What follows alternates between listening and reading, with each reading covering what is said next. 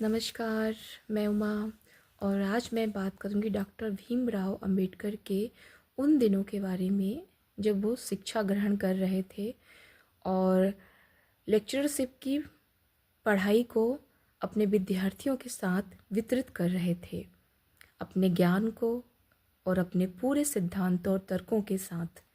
लेकिन उस संस्था में उनके साथ इतनी ही भेदभाव भरी नीति अपनाई जा रही थी कि उनको पूरी तरह से लज्जित किया जाता था कि वो शूद्र वर्ग के हैं, वो अंबेडकर हैं, वो हरिजन हैं, वो एससी ओबीसी कास्ट के हैं और उनको एक ही पात्र का पानी नहीं पीने दिया जाता था।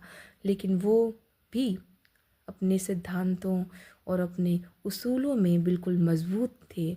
उन्होंने हमेशा इस चीज़ का विरोध किया कि इंसान ईश्वर के द्वार से सेम भाव से आता है और एक ही शरीर से आता है, एक ही खून है, किसी भी अलग तरह का रक्त नहीं है। रक्त का कलर, रक्त का रंग सिर्फ लाली है।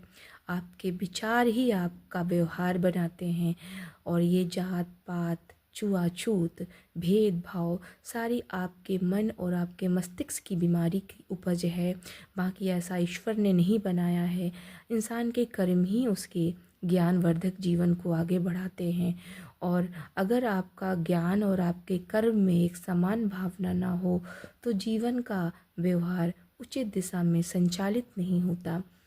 डॉक्टर अंबेडकर अपने उन दिनों में जब वो पढ़ाई कर रहे थे और पढ़ाई के लिए लंदन गए थे तो उस समय वहाँ फॉरेन के लोग, विदेशी लोग भी उनके साथ लाइब्रेरी में विशेष रूप से उनके साथ भेदभाव होता था। बहुत सी ऐसी जगह जो उनके साथ हर खाने पीने की जगह में उनके साथ गलत व्यवहार किया जाता था, उन्हें बहुत ही लज्जित किया जाता था। लेकिन वो कभी हार नहीं माने।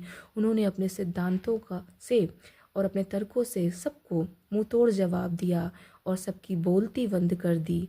यही उनका ज्ञान था और उन्हीं के इसी अथक पर परिश्रम और उनके अथक व्यवहार और उनके कर्मों से ही आज हमारे समाज में इन लोगों के लिए अच्छा रास्ता मिला है और अच्छी तरह से आरक्षण मिला है और संविधान में भी अच्छे नियम मिले हैं। जो अनुसूचित जनजातियाँ ओबीसी के वर्ग हैं, तभी से गवर्नमेंट ने उनके लिए एक आरक्षण की नीति अपनाई कि कोई भी उनके साथ किसी भी तरह का भेदभाव ना कर पाए और अपने इस सुविधाओं से वो आगे कदम से कदम मिला के चल सके और अपने जीवन में सफलता की नीति अपना सकें। ये उनके लिए एक मजबूती कदम था जो हमारे